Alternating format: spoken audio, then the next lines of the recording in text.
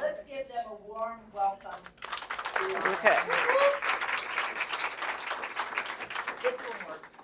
Now, it depends on what kind of accent and what kind of attitude. That's right. Okay. All right, Brenda, I'm gonna go over here so I can run the computer. All right. I'll miss you. I miss you too. Remember this far away. All right, thanks you guys for having us. You know we love coming over here. We always say, oh, a day out of the garden center is like vacation for me. We're not unloading trucks, nothing plants, so we're super excited to be here. Has anybody not been to Raymond's? What? All right. We only got a room full of Raymonistas. Somebody. You guys, thank you so much. We just have to say for supporting us through the storm. You know we got hit terribly. We came back for you guys, for our customers. Y'all supported us so much and showed so much love. So thank you for everything. And boy, doesn't the place look great now? You never know it happened, right? Yeah. So thanks for that. And our production houses are back up and running. They are. Finally get one fixed. And when the wind's been awful this season, we put some cloth on. It's ripped off a couple times, and then we just said to heck with it. Survival of the fittest out there for those perennials. We don't grow our perennials under heat. We do grow them under plastic, usually starting about March. And then we start some production later in the season, usually around August. We get some other plants growing for an early spring, which we did last year, but Helene kind of wanted them more than we did, so we started right from scratch the beginning of this season. Yeah, and if you guys know Brenda, you know she's a little addicted to perennials. Well, you can tell. I mean, there wasn't any airspace in the van coming over here. Usually she has a double-decker system that we put in to pack. But it's awesome that we grow our own because that's good for you.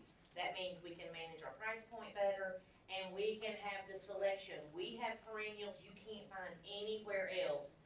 And Brenda's great at scouring the catalogs and our brokers. She bugs them to death to get new things. We're really upping our native program, aren't we, Brenda? Right. We started upping the game last year and really came on strong this season. So we do have quite a few new ones out.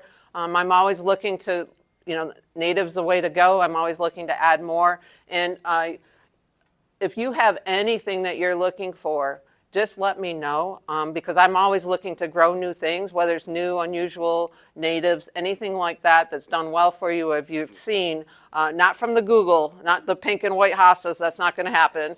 But but please just send me an email or the next time you're in, just give me a list. I'd be happy to look to research them a little bit to see if it's something that we can grow. We can't grow everything just because of our climate and the way things are set up, but we try hard. Yeah, you do. All right, so we're going to kick off. Today's program is about perennials, how to handle your perennial gardens. Perennials are great, guys. You buy them once, you're done. I mean, annuals are pretty. They bloom all summer. I get it. But then you got to buy, and you got to buy, and you got to buy. So perennials are the way to go, and especially incorporating now the natives and supporting our pollinators, which is so important. And I'm so happy that we're finally getting the word out there. All right, let's see how I work this thing. Okay, so the first thing we always talk about is being a plant tag detective. And I can't tell you how many times we explain this to people at the garden center because they'll say, well, the tag said full sun in zone 2, yes. But in zone 7, no. So always check your zone because it'll say zone 3 to 9, sun to shade. Well, that doesn't tell me anything. But if I know my zone, it does. So, of course, upstate New York, where it's zone 3, summers are shorter, sun's not as intense, a plant can take more sun. Here in the South, that plant is going to need shade, some protection from afternoon sun. So, anytime you get a plant and you're confused about the sun-shade situation, read your zone, and that will help you to determine where that plant needs to go. And make sure and ask them if you still are having trouble figuring it out. Make sure and ask one of us. The gals there are very helpful. We really struggle to keep everyone happy. Is what our whole goal is. We really, that's what we're all about. Right. It does us no good to send you a plant home that's going to die, right? So we want you to be successful. And again, know what full sun, of course, is full sun, full shade, shade. part shade is going to be afternoon, sun, part sun, no, I'm sorry, I always get this confused.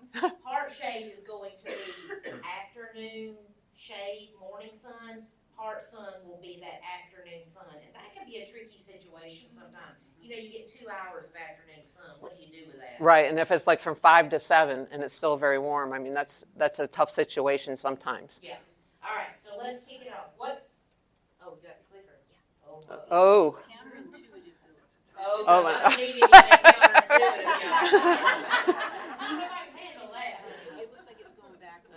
Okay, and okay. that's why you're over there. And I'm over here. I'm a horticulturalist, not an IT person. Okay. So, you know, we always say, start off right, don't buy a $10 plant, put it in a 10-cent hole, y'all. We love good products. You know, sometimes I'll call people out and they'll be buying a fancy plant and I'll say, you got soil? Oh, yeah. So you don't have the green bag from Walmart, do you? Ooh, I do. Yep, no, you don't want to do that. So one of our favorite products is here in the middle, Brenda. Right. Biotone. So that's Biotone. We actually use it in our production. Our soil comes in with it.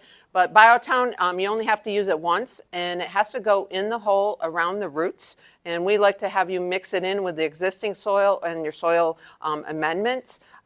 Mix that in, put it around the base of your plant, around the circumference of your plant, and then water it in well. That's going to adhere to those plant roots and help it uptake the nutrients that it needs, the water that it needs, and it stays with that plant for life. It's mycorrhizae. If you haven't read about it, Google it, read it. There's so many great articles about it. Everyone is using it now. Lots of different products contain that. And if you're moving that plant, it's going to stay with it. It's going to be attached to those roots and go with it to your next spot. It's a game changer.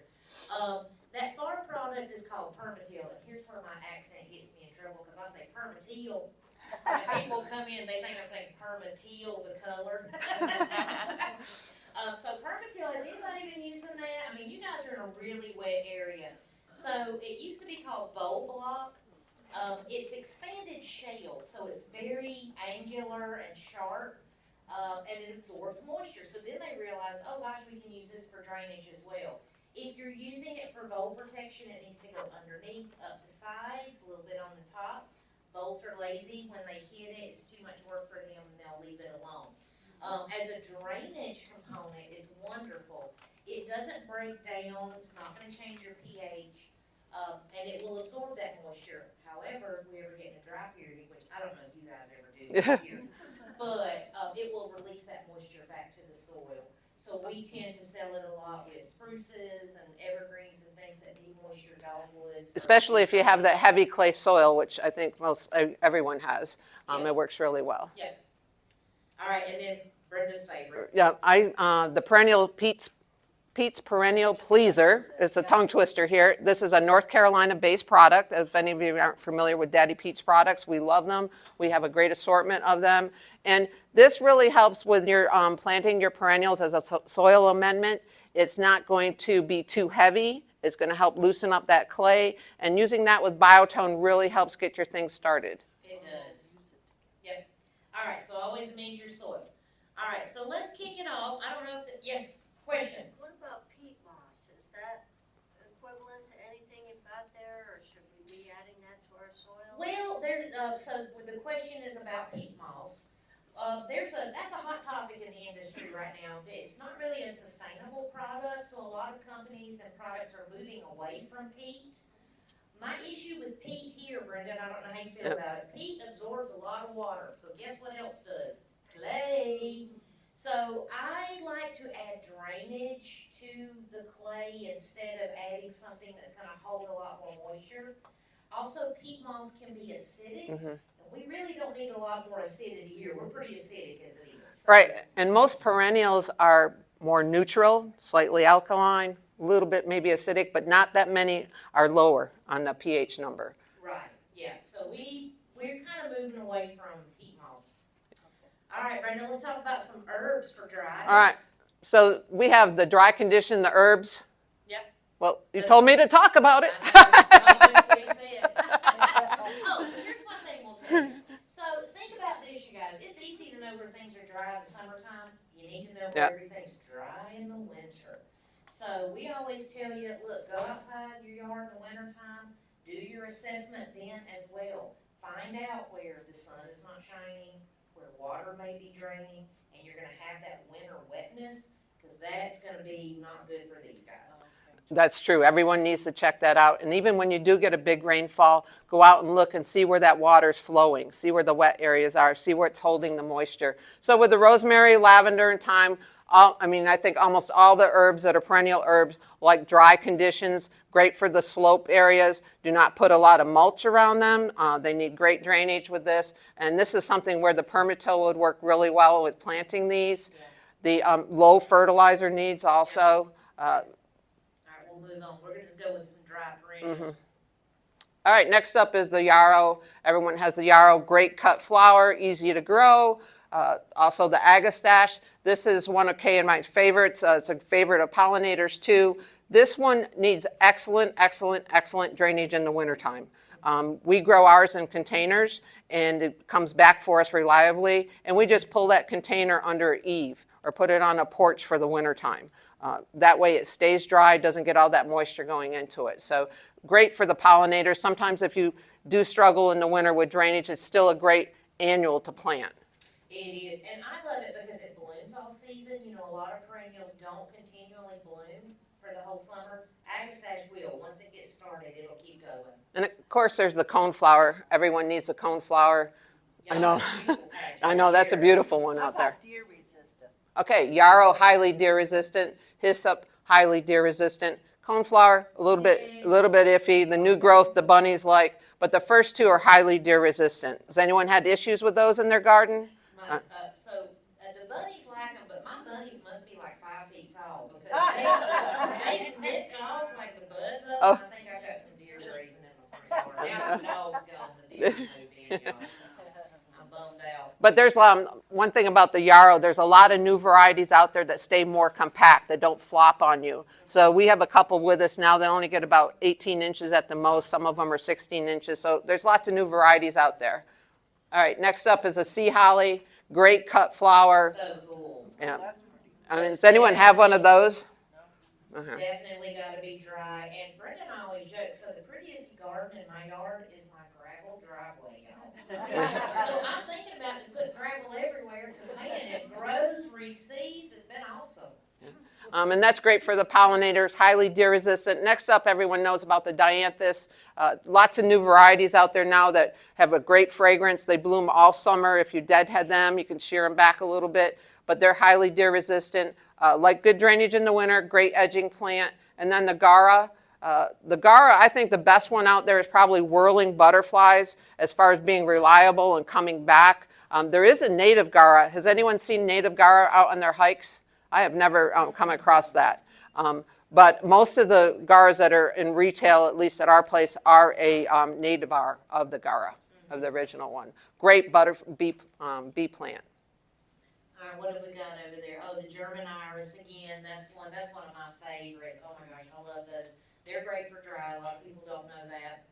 All right, and then we have Russian sage.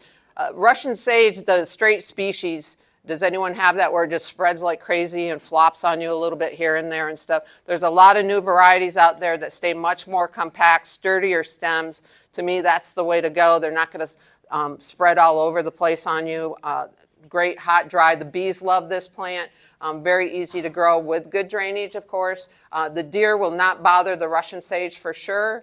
The German iris, it depends on where you are. If you live in Conisty, they're probably going to have it. So, but and then of course there's sedum, great late season pollinator. Lots of different varieties out there. Everyone's familiar with the autumn joy that's been around for years. Now there's a lot. There's quite a few other ones that are a little bit shorter, a little more compact, but still have that beautiful big seed head that the bees love in the fall. Yeah, it's a great addition. And not deer, to gardens. not deer resistant though. No, nor bunny resistant. Yeah.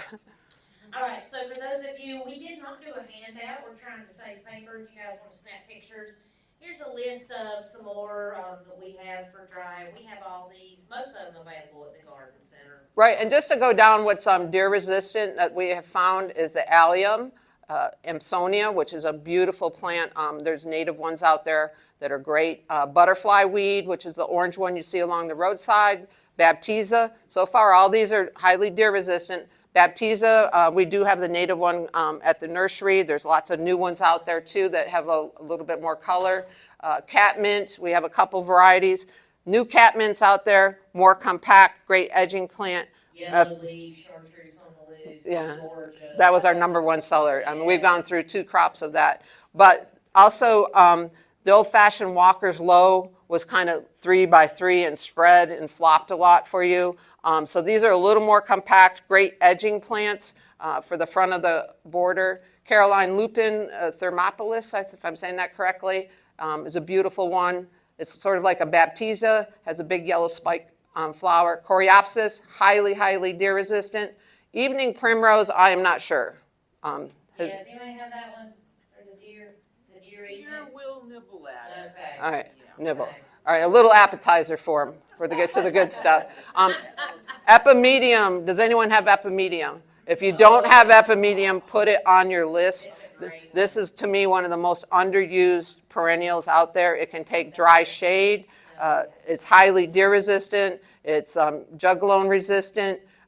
Also, it is almost evergreen till about February, and then the new flowers will come up out of it, and then you kind of just shear it back with the leaves, and you'll have the new flowers coming up. Very dainty, great edging plant. It's hard to grow in a container to get it to take off, so it's a little. That's why it's a little pricey. But once you get it in the ground, you'll have very good success with it. It can take a little moisture, but mine's in a dry area, so it does great. But put that. It's also called barrenwort. It's called what? Barrenwort is its common name. We try to grow that. I grow it from bare root, a couple different varieties which are sold out. And Walters has a bunch of new ones out there that I was too late to the game this season to get it. They were sold out in October, so I already have my order in for next season for that one. Right, there's some great colors out there. All right, here's another list of lamb's ear, grape spreader, little blue stem. Don't forget your grasses, you guys. They can be beautiful architectural interest to break up some of that foliage. Lots of fun penstemons out there now. Right, highly deer resistant. There's a native one out there too. 2 or 3 native ones that we have. Oh, and here's our number one plant right now, red hot pokers. Everybody love that one. As soon as it starts blooming, everybody comes in for the red hot poker.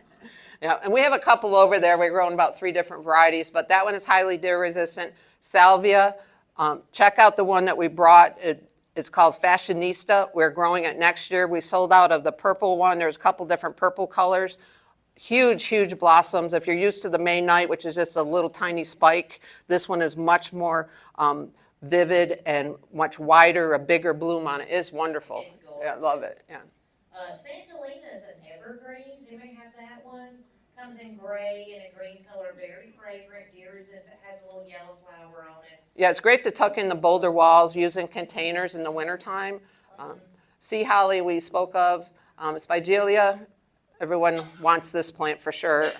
This one's not I think it's deer resistant at Hopewood's place, Hopewood Estates. Does anyone have Spigelia in their garden? Is it deer resistant for you?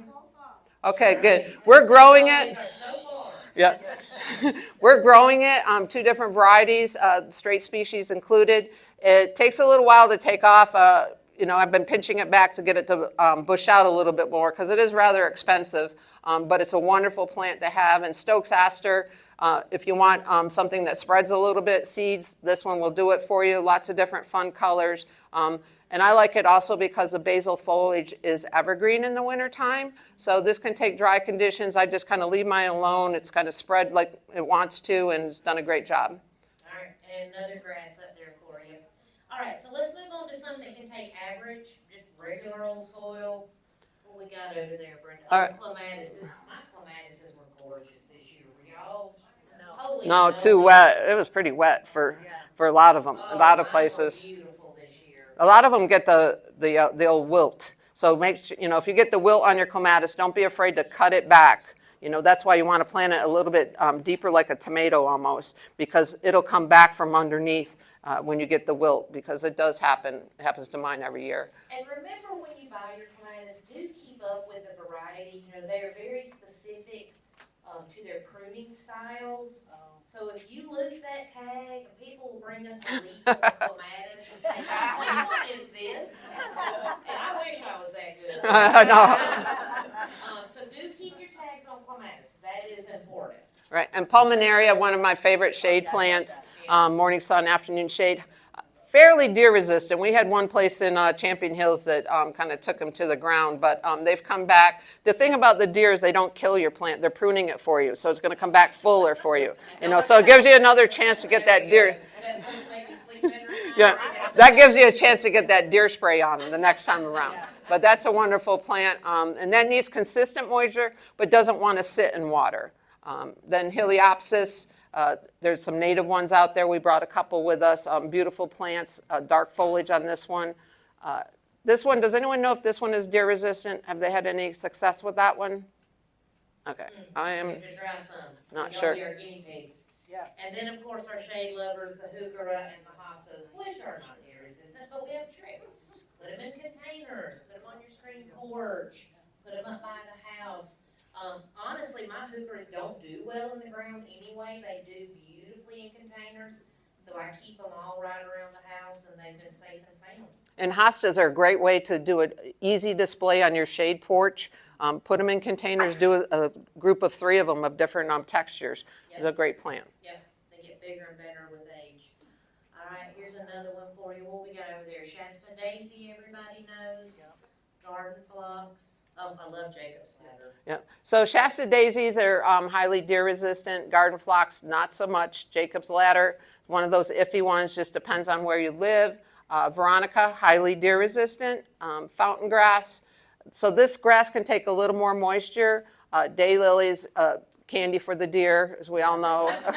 You know, beautiful plant, but candy for the deer. Ferns, a lot of ferns are out there that just read the tag or look them up or ask, because there's some that can take a little bit drier soil, but some can actually sit in a little more moisture. And then also heucherella, hibiscus, and hostas. And out of those, I think we got the daisies and the veronica and the grasses are deer-proof, deer resistant. We should say that. I should say that. Just because we say it can take a dry soil or average soil, you do have to water it through Yeah. establishment, y'all. So don't forget to water for that first year. Or as I love it when people say, oh, I'm just gonna let Mother Nature water it. Well, Mother Nature didn't plant it, so Mother Nature doesn't have to water it. Right. I'm going away for 2 weeks, and rain's in the forecast. They'll be fine. Oh, it'll be fine. Oh, I'm gonna be in Florida all winter. Okay. Okay. Good luck with that. We call you people job security. Yes. All right. So now let's talk about moist soil. We're not talking about standing water, which there are some plants that can handle that, but this will be a good moist soil. And the black cohosh, I'm actually trying that one this year. I put one of the darker ones in a container. Yeah. So that's a wonderful plant. That's highly deer resistant. If you plant this in a mass, if you have a woodland garden, this is absolutely beautiful when it comes into bloom later in the season. And then there's the goat's beard. This one is highly deer resistant. This one blooms earlier, and it can be a little less water needy than an astilbe, just a little less water needy. And then, of course, the turtle head. I've had good success with it being deer resistant. That same garden in Champion Hills that ate their Jacob's ladder and ate their pulmonaria ate their turtle head. So, of course, there's 5 deer that live under their deck in the winter, so I don't know if that has anything to do with it. But They ate everything. There are 10 spot, Brenda and I showed it there. Was it last year? And the only thing left standing was the monkshood, literally. Oh my They ate everything. yeah, but a lot of that stuff came back. I stopped over earlier. So turtlehead's a wonderful plant. If you don't know about it, there's a great native one out there that's a white one too, but wonderful plant to have. When does it bloom? Turtlehead blooms like more towards late August, so it's a late season bloomer. I love cutting it when it's done blooming because the seed heads are a lot of fun to use, and if you do like pumpkin succulent classes, which we do, things like that. So it's a wonderful seed head display also, and it will spread with more moisture, but I don't find it overly aggressive at all. All right, Helenium. Oh, the sneezeweed. Yeah, the sneezeweed, this one, there is a native that we're growing this year, so I'm excited about that one. It looks really good. This one can take more moisture. Ligularia, this is anyone have Ligularia? Oh, Okay. we love. I love it. Ligularia. Oh my gosh. Yeah. Highly deer resistant. Yep. Lobelia, the cardinal flower. Most people have the cardinal flower. There's a beautiful blue one out there too that seeds pretty aggressively. It has nice basil. Ask Brenda how she knows. That's right. It grows in my gravel driveway really well too. But it's a beautiful plant. It's a beautiful color blue, and the red one also will self-seed. So those are fun plants to have, but I think the deer might like them. Does anyone have experience with that? They Yeah. like them. Yeah. Yeah. But the hummingbirds love them more. Yeah, and the lobelia can actually take more moisture than you think. It can actually grow in a drainage ditch. Oh. Yeah. So here's some Philippodula. We just love saying that. So we always put it in the show. Does anybody have that one? That's It's a beautiful. Queen of the Prairie that gets very tall, pink Yeah. flower, wonderful plant to have. And it can take some sun with that moisture too. And then also the swamp rose mallow, we are growing that one. That's a native plant. Then the Louisiana iris. So there's lots of irises that can take more moisture than others. You just have to look at the tag and know what your species is. Lismachia, everyone knows what Lismachia is. There's creeping Jenny, and there's also a fun one. Tell them about it, Kay. We're not talking about the gooseneck, are we? No, we're talking about the lance leaf. Yeah, so it's burgundy mist, right? So we're growing a great one. You grew it a couple of years ago. Right. And we use it in containers in the fall, so don't be afraid because it is in the loosestrife family. It's not going to take off on you like gooseneck will. But this one has a burgundy foliage. It turned out to be evergreen, and we have used it in so many containers. It was gorgeous. It has a beautiful little yellow flower. So that one's going to be fun. I'm excited. Right, and I think that gets about 2 feet. We're actually, because we love it so much, we're growing 2 crops, and I think most of it's rooted in now. But it's great fall containers, great for bank stabilizer. It will help with that, but it's not aggressive, like Kay said, as that gooseneck that I still am trying. I saw it in someone's garden when I first started, and I said, oh, that's nice. Let me take some, and now it's all over my place. People, it's a great cut flower, so I try to, get some people that are doing wedding arrangements to come up and take it, We always tell people, beware of the share. Yeah, I know. There's a reason they have enough to share, right? So be careful. Speaking of share, of course, ostrich fern is a great one that will spread for you. So it's a great one to naturalize. And then obedient plant is fun, especially if you have kids. You can take them and show them why they call it obedient plant. Well, and it's not obedient. No. And Rogersia is one of my favorite, bronze peacock. Tried to get it this year. They didn't send it. Apparently they were out. But it's a wonderful one to add to your garden, to your part shade garden. Great for a container. Beautiful bronze foliage with a pink flower. Can take some moisture. It's a great one to have. So, and then there's a spiderwort. So up here, what is deer resistant is Lismachia, the ostrich fern, the obedient plant, and I think the Rogersia is. The spiderwort is not. And the Philippodula is called Queen of the Prairie, so I'm thinking that's deer resistant. Was it okay for you? Yeah. All right. So the swamp rose mallow, I am not sure about that one. Yeah. And they haven't messed with my spiderwort, so. Well, they're picking and choosing right now. Like they just. I sent 6 home with one of my friends that wanted me to help design something, that and some GM. And she sent a picture because she just placed them. She didn't plant them. She sent me a picture the next day, and zoom. But I said that's okay. Thanks for pruning them for me because now they're back out in retail, looking nice and full. There you go. Never know the deer have been there. All right, so let's talk a little bit about division. Why do we divide? Things will get choked out and overgrown. So if you split them up, it does help to promote blooming. It can help promote size or control your size, and it's great for air circulation. In the South, it's a little humid here, y'all. And if you stand still enough, even we'll get powdery milk. Yeah. So air circulation is very, very important. So spreading your plants out is helpful. And we brought some handy dandy tools. I don't know if you guys have heard about the root slayer. Ooh. Who's got one? We discovered this at a show last September, and Yeah. we were all over it. Oh, we love it. So we've already been through a couple of shipments. We actually brought these. That's the perennial divider. And I'm just telling you, if you have rocky soil, you need the root slayer. I took one home, or I tell my husband, this is for, I'm doing research for her. So I bought one, and I have been cutting out, digging out burning bushes, I'm having so much fun. And then the one in the middle is a hori knife, does anybody discover those yet? They're great, so I used to carry a ginsu knife and a trowel and everything in my kit. Now I have the hori knife, but then they have the root slayer trowel. Oh. Listen, I mean, you gotta look cool when you're gardening. And it's also a good weapon, you know, if somebody comes up on you in the garden, Weapons. you can cut somebody with it. Or if you're thirsty, it looks like there's a little pop top there. Right? Alright. Brenda, anything you wanna add? No, Alright. all right, so as far as dividing, do people divide, you divide some perennials out here? Does everybody get that division going? So general rule of thumb is plants that bloom in the spring and in the summer, you want to divide and transplant in the fall. And we like to say, try to do it within maybe 6 weeks of your first frost, so it gets a chance for the roots to get established, for them to take hold. And plants that bloom in the fall, you want to divide and transplant in the spring. All right. You don't want to divide or transplant when something's in bloom, or if it's stressed, or if we're in a drought, all those good things. And pretty much hostas and daylilies, you could probably divide whenever you wanted to, or transplant. So, I had something laid on a driveway for I a know. year. It came up in grew. So, you know, they're doing well, I did that. I have a whole batch of the variegated Solomon seal, which is beautiful, and it grows really well at my place, and it was like too much. So I dug it up because I was making a new bed, and I just set it on a tarp. And just to tell you how often I've been out in my garden, it's been there 3 years. And, so now it's growing. Now it's upright. It's growing on my tarp very well, you know.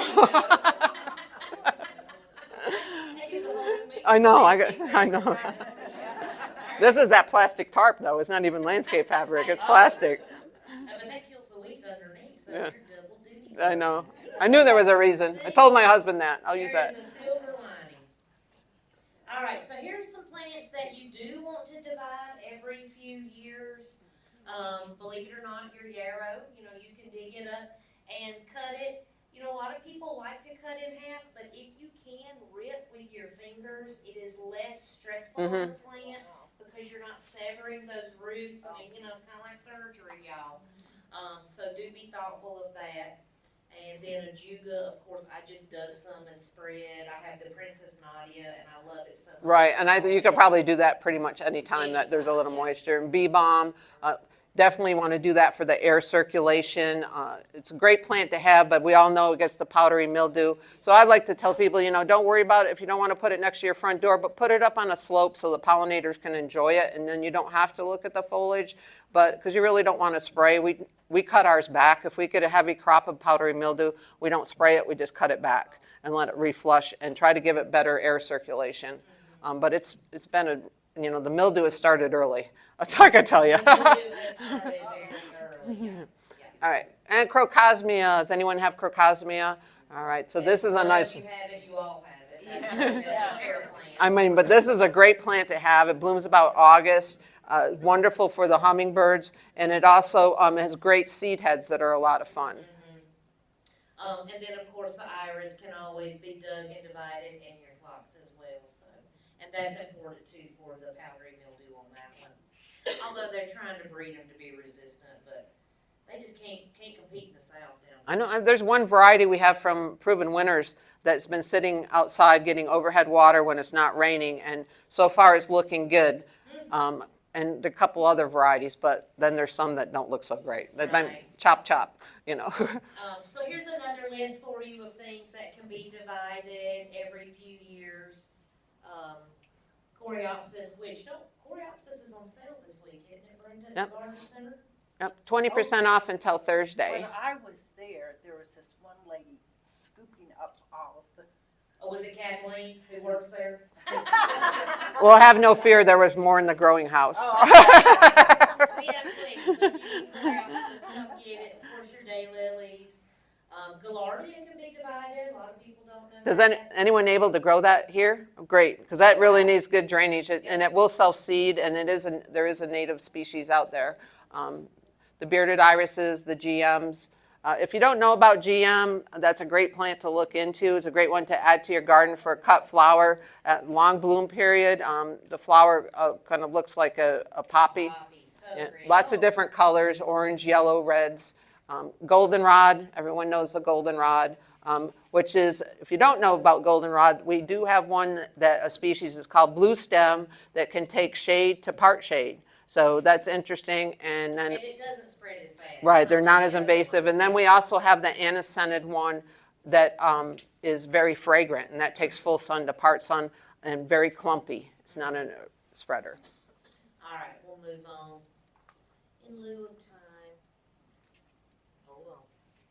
There we go. All right. I have a quick question about dividing. Yep. So what I do is I grow like black-eyed Susans, for example. I grow them for a couple of years in large containers and I put them on the patio. This year, it's time for me to get them out of there and put in a new crop into the container. Anything special I need to do to go from that nice soil in the container out to my garden? Biotone. Bye. You gotta sing the song. No, they don't want to hear that. We've been to your house, so I'm sure you've got some rocks and all going on up Yep. there. But just amend your soil well, with a perennial pleaser for sure. Yep. All right, so pruning and deadheading, you guys, of course, it improves your appearance. We all need a good pruning every once in a while, don't we, Brenda? And it extends your bloom period. You know, it's going to send more energy into producing a new bloom. If you let that flower go to seed, all the energy is going into that seed as opposed to producing a new bud. Right, yeah, once they produce a seed, their job is done, right? So they're just really procreating the species, so if you keep tricking them, it's a little bit of plant psychology. And of course, it encourages repeat flowering for the same reason. Controlled diseases by improving the air circulation. So a lot of the plants, you know, you just need to thin them out. If they're more, you know, like the monarda, the phlox, anything that's more prone to the powdery mildew for sure.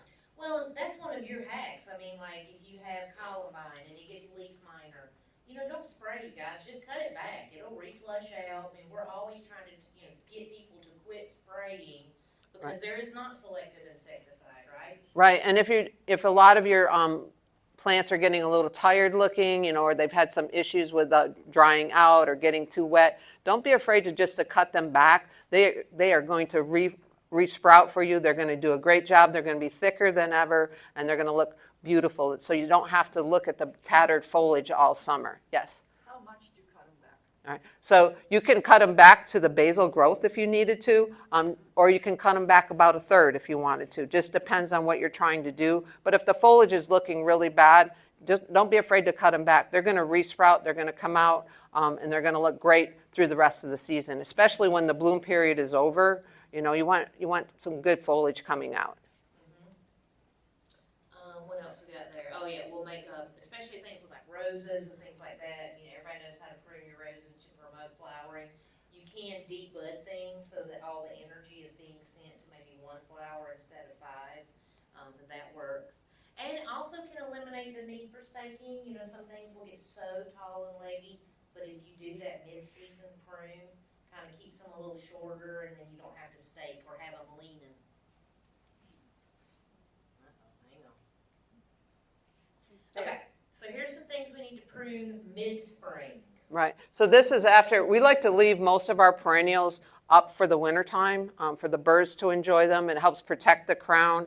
The things that you wouldn't leave are things that are more prone to diseases, like the powdery mildew or leaf spot. Cut those back, clean up the leaves on the ground, get rid of that so it's not spreading throughout the winter. But we like to leave these until the danger of frost is gone.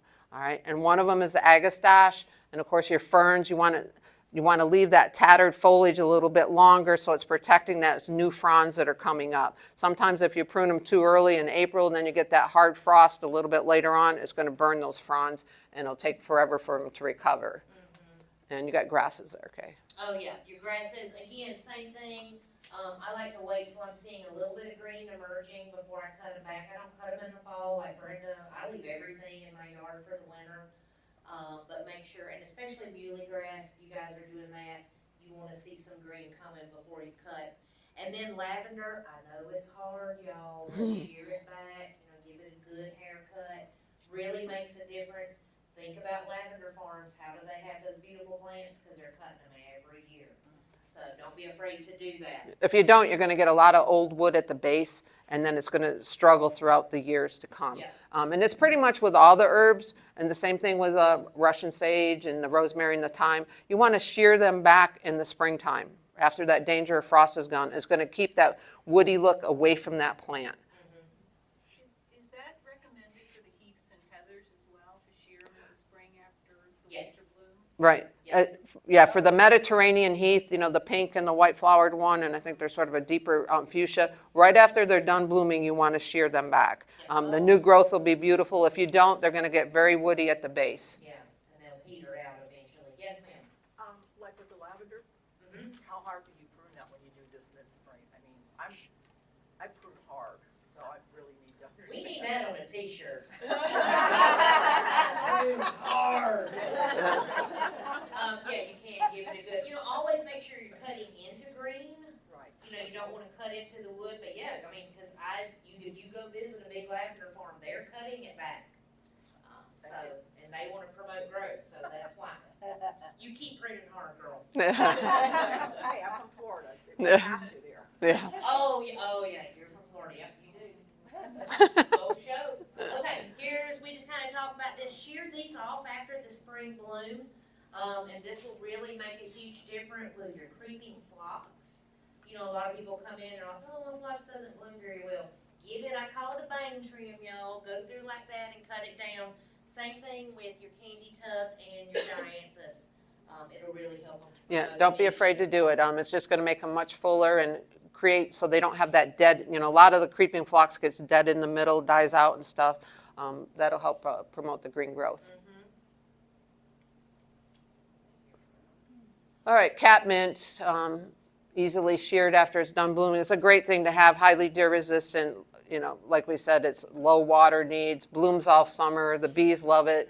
I can't think of anything negative about that. Oh, no, it's a great plant. Yeah. I mean, there's a reason landscapers they don't use a lot of perennials, so when you see them using perennials, they gotta be pretty hardy. And that's one that is. And so the threadleaf coreopsis, that's like your Zagreb, your moonbeam, and there's a lot of new varieties out there. Sometimes with a lot of rain after it's done blooming, the foliage will get a little bit of blackness into it. So don't be afraid to cut that. You can shear it right after it's done blooming, or if the foliage is looking a little rough, cut it down a little bit more. And same thing with Roseanne geranium, I like it because it meanders amongst everybody else, but you can give it a good cut back and it'll flush back out for you as well. Did you have a question, sweetie? You answered it. Oh, hey, we planned it that way. That's right. All right. Bonus point. All right, prune to control growth and bloom time. Does anyone do this early spring, usually around first part of May? You really need to do that. Anyone have chrysanthemums that come back, Sheffield mums, anything like that? You really need to prune them. The old adage goes before July 4th. And you can cut them back by a third. With the asters, that's going to help delay the bloom time, because if you don't cut back the asters, a lot of times they're going to start blooming in July, and you want them more towards August to September. So, and they also, some of them are so tall that this will help control the growth a little bit. Chrysanthemums, you most definitely need to do, shear them back by a third, and then shear them back again by a third. So you're going to start maybe around mid-May to the end of May, depending on how much height you have on them, and then you're going to do it again around mid-June. All right, you just need to be, stop doing it around July 4th. And then the Joe Pye weed, I have the native one that grows on my roadside, and also, which is also on a bank. And I cut that back 2 or 3 different times. It still blooms nicely, still the same time frame. But what it helps is because it's about a 6-foot tall plant that's on a bank slope. So by cutting it back, it's not going to flop over for me, especially when it rains. So that helps a lot with the Joe Pye weed, so don't be afraid to do that. Does anyone do that with their Joe Pye weed? Yeah, it's a good thing to do. All right, so here's some things that you can prune throughout the season to kind of promote bloom, because again, if things go to seed, the plant goes, oh, I'm good. I need to smoke a cigarette now, I'm done. So keep those seeds off of them to promote bloom. Of course, we've talked about agastache, which I don't dead head mine, but it does make it look better if you do, but I'm a lazy gardener, y'all. Nice pony. And I know, I love that picture, I had to put him in, isn't he cute? Very cute. it looks like he might be deadheading that for you. I'm not sure. And then the coreopsis, the tick seed. Also with that one, you could shear it back if you wanted to. That one sometimes gets a little rough in the foliage or gets a little leggy, so don't be afraid. You could shear that one back if you needed to. Dianthus, deadhead, you just pinch off the little flowers on them. Very easy to do. Also could be sheared if you needed to. And daylilies, especially the repeat bloomers, that'll help keep them sending that energy into the new buds. Here's what we got, garden phlox, that's a great way, you can use them as cut flowers as well, it's a great way to deadhead. Very fragrant, Enjoy yeah. it, yep. Lavender, once mine is done blooming, then I go through and cut it off. I actually cut it off and keep the blossoms and kind of put them under my seat because I have dogs that ride around with me once in a while, and nothing's worse smell than wet dog. So so that always works wonderful. Yep, and your red hot poker too, you can prune that back to promote more blooms. Couple more, what we got over there, your salvias, that's the daisies. Yeah. I love the salvias. If you keep bloom, there's a lot of people that don't prune that, and they just have the dead seed heads up on top the whole summer. Well, if they would prune that back a little bit, it would continue to bloom, especially when weather cools down a little bit. Might not be blooming in July and August, but once September comes, it'll push out some new growth for you. And then the daisies and yarrow. And yarrow, yep. All right, so here's the list of the bad guys. These won't rebloom even if you do prune them. But you may want to prune some things, like the Monarda, if it's looking ratty when it's done. Definitely you can cut the foliage back. Right, and also, all of these, I like leaving the seed heads on there. It's a wonderful texture. And also, I cut them maybe, I think it's around October, the first part of October. I go around and I cut some of those and I spray paint them and use them for our pumpkin classes, and I also use them for winter arrangements. I have a burgundy paint, spray paint, that works really well. You can even use them in indoor arrangement by spray painting them. It holds the seeds in place so they won't drop on your tables. So that's a lot of fun to use. The fall is the only time that Brenda's fingers have paint on her fingernails. Yeah. But it's spray paint, y'all. Yeah. We all catch a buzz at the garden. Yeah, I know. Center. Back there spray paint and everything. That's our joke. All right, we're almost done. I know we're running low on time, you guys. So let's talk about fertilization. First things first, Brenda, what do they need to do? Soil test. Has everyone here had a soil test? Yes. All right, Yep. you can get it usually at your extension office. You need to know how fertile your soil is and what your pH is, because that's really going to make a difference if you need to do some adjustments before you start planting. And also, know your plant's fertilization's needs. Most perennials do not need that much fertilizer if you have fertile soil, all right? So pay attention to that. Some of them don't need it at all, and that's usually a lot of the lean plants. Because what happens if you over-fertilize? Yeah, it'll stop growing, all right? So if you over-fertilize something, it's going to slow down the growth. It'll stop growing on for you. Or So they'll get leggy. and they'll get leggy, right? Yeah, so do know, and if your soil's right, you don't really need to fertilize that much, so. Right. And you never want to fertilize when you're in a drought or plants are dry or diseased. We usually say stop fertilizing around mid-July. You want those plants to kind of go through the drought, which we normally have. And you scatter the fertilizer around the drip zone. You don't want to throw it against the base of the plant. I think everyone knows that. And we always say fertilize in the spring and then top dress in the fall, either with organic matter, mushroom compost, or now we have a great, large bag of worm castings. But build the soil. Don't just keep adding fertilizer. Build your soil as you're doing that. Here's some. This is Brenda's lean soil. She's my mean girl. That's right. So these are items that do not need fertilizer. They want a low, how do I want to call it? Fertility. Low fertility in their soil. They just need a loose soil for good drainage, but they do not need any additional fertilizer to them. It actually will hinder them if you do. Yep.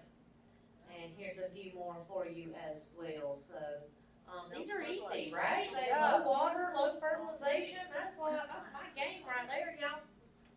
All right. Here we go. Here's some that do need fertilizing. Hang on, yeah, baby. Those that don't need fertilizer, would you still use the biotone when you plant them? Yes. They need roots. Biotone builds your root system. That's the main thing, so that they can't take up nutrients from the existing soil. All right. Yeah. So fertilize often, garden flocks. So when we say often, maybe once a month, use something like a plant tone. You can use a flower tone, daylilies, and then chrysanthemums. That's important with the chrysanthemums to use something with a little more nitrogen at the beginning if you can, like the first month when you're fertilizing, and maybe like June and July, you want to use a little something with a little more nitrogen, and then you're kind of back off and do more like a plant tone. And we get on our soapbox, we won't, because we know you guys know all this, but there are reasons that we promote organic fertilizers, and I will tell you, 10-10-10 is thank goodness for it, because somebody will come in with a problem, and I'm like, oh man, what is it? And I'll be like, did you fertilize? And usually it's a guy, no offense, y'all. He'll say, yeah, I threw something on it, and I said, what 10-10-10 was? And he goes, oh yeah, oh, that's what killed it. But always use organic fertilizer. It is so much more than NPK. You get the macro and micronutrients. It does not leach into our water system. Usually they're more slow release. They won't burn. You're building your soil as well as giving nutrition.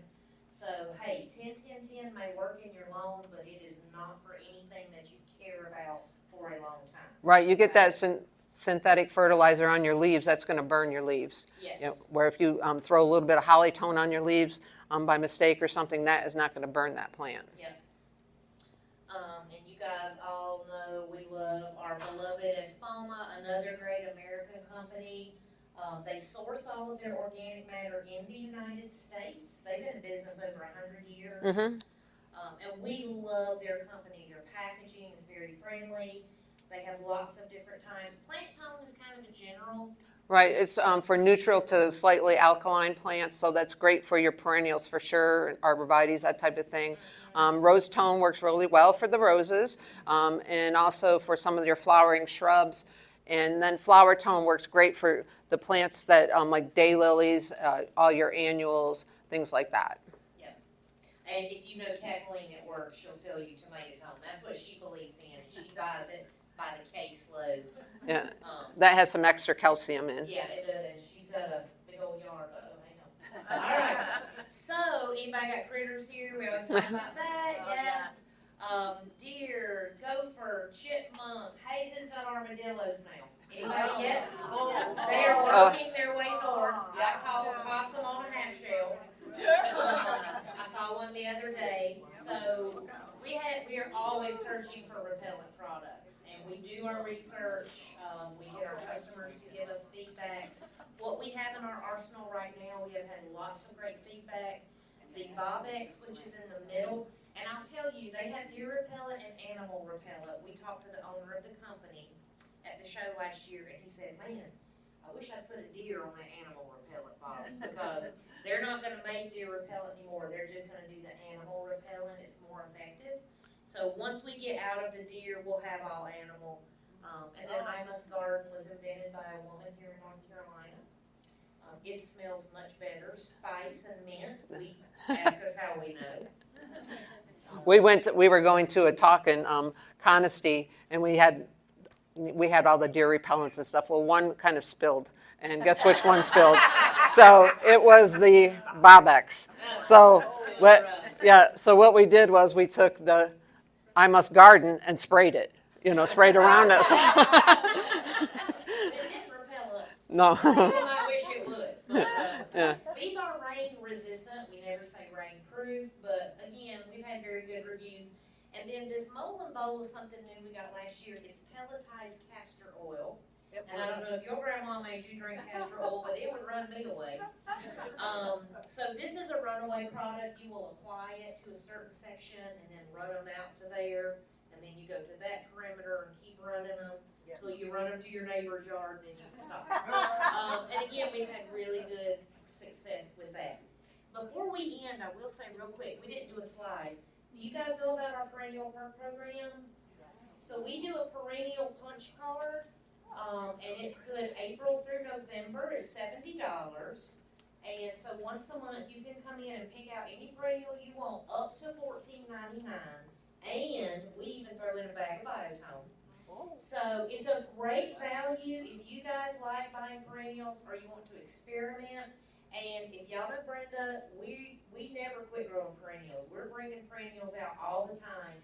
So we always have something fun. So I did bring a couple of these if anybody's interested. Right, and if you missed the April and May, because now it's June, we are letting you backdate it to, You can get 2 months worth. You Right. can get 2 free perennials up to $14.99. right, so you can get, so for instance, you could get May and June, and then when you come in, April and May.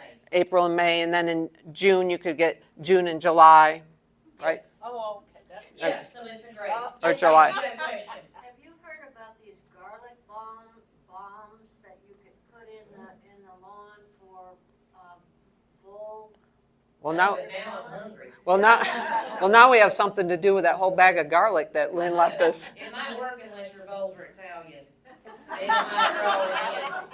You know, and here's the thing, everything is worth a try, right? I mean, I've heard the soap, you know, I've heard it all.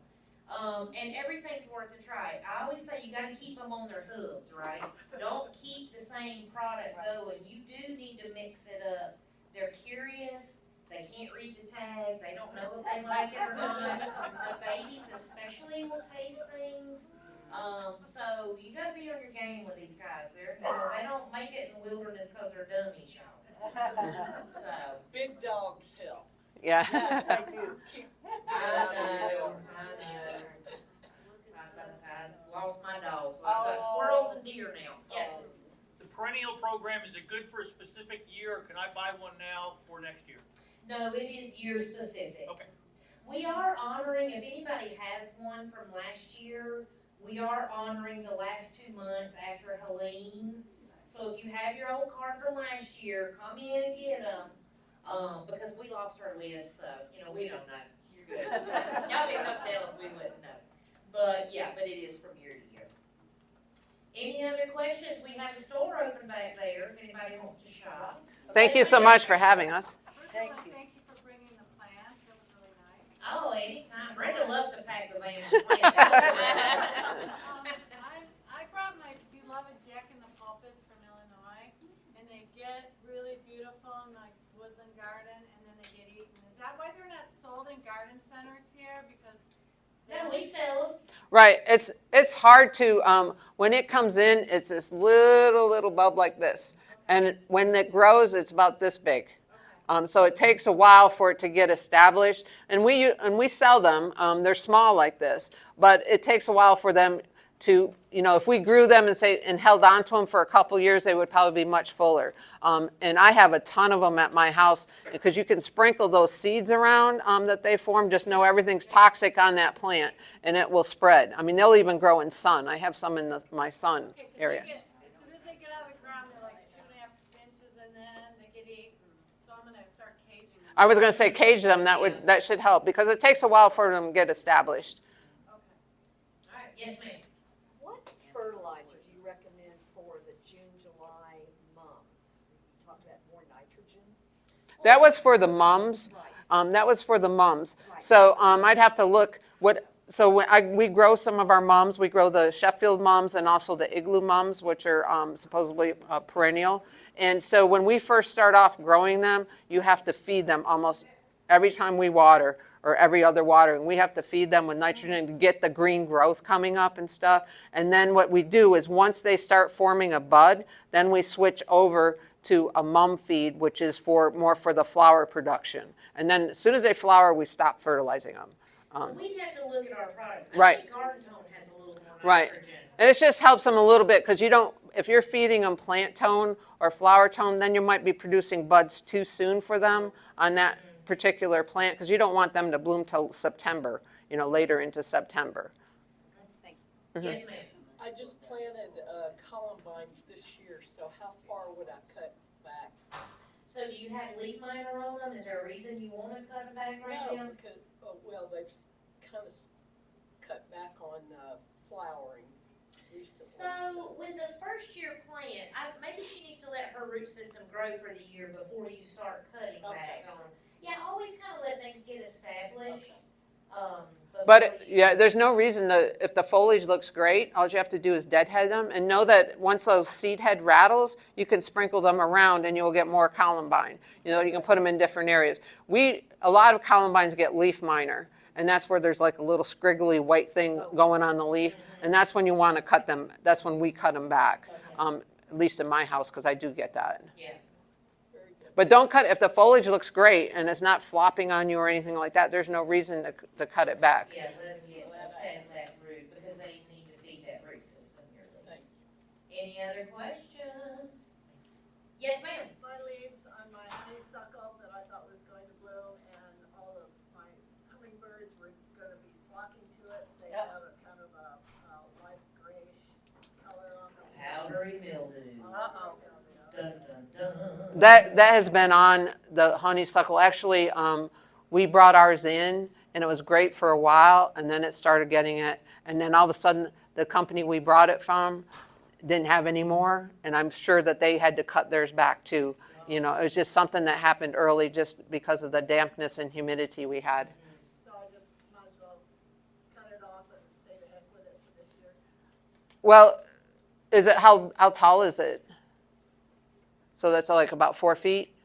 No, it's going up the post of my porch. Well, you can prune it back. I mean, is it pruning? So you can prune it back if you want to, or just let it go like it is. You know, it's just going to have the powdery mildew on it. It's not hurting that plant right now. Has it bloomed at all for you? I had some that came out, but they never really opened. Yeah, I'm sure they got a little stressed. Yeah. Y'all have honeysuckle? Not at the moment. We But don't, that because company we get it from said it should be ready in a couple weeks. Yeah, we'll have some more. We had the straight species and we had the major wheeler, which is very popular. Do you recommend a liquid fertilizer for your pots? Which liquid fertilizer? That's what You know, I'm the fertilizer Nazi over here. I don't recommend, and I'm Miracle Grow. Hey, if it's an annual, you know, it's only gonna be 11 a year, go for it. Anything you care about, no. Now, Espoma does make a liquid fertilizer as well that you could use.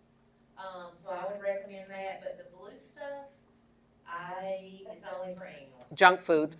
It is. What about vegetables? Garden's Home. That's the Espoma. It's a granular, and so, you know, with vegetables, you want to side dress every few weeks. Vegetables, you want them to do a lot in a little bit of time, so you have to feed them. But I use Garden's Home or Tomato Tone for my eating material. Because you're keeping that soil very healthy by doing that. When you're adding the blue stuff, you're changing that pH, you're adding a little more soil to that soil, a little more salt to that soil. I know. Well, you're just putting more chemicals into your soil as opposed to something natural. Right. Any other questions? All right, well, you guys come see us at Raymond's, you know we'll be there. All right.